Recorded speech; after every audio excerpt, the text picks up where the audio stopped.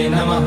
नमस्तेस्तु भगवन् विश्वेश्वराय महादेवाय त्र्यम्बकाय त्रिपुरान्तकाय त्रिकाग्निकालाय कालाग्निरुद्राय नीलकण्ठाय मृत्युञ्जयाय सर्वेश्वराय सदाशिवाय श्रीमान् महादेवाय नमः। ॐ नमः शम्भवाय च मयोभवाय च नमः शङ्कराय च मयस्कराय च नमः शिवाय च शिवतराय च।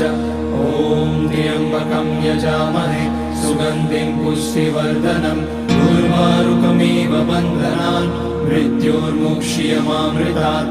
नागेन्द्रहाराय त्रिलोचनाय भस्माकराय महेश्वराय नित्याय शुद्धाय दिगम्बराय तस्मै नकाराय नमः शिवाय। मन्दाकिनी सलिलचन्दन चर्चिताय नन्दीश्वर प्रमथनाथ महेश्वराय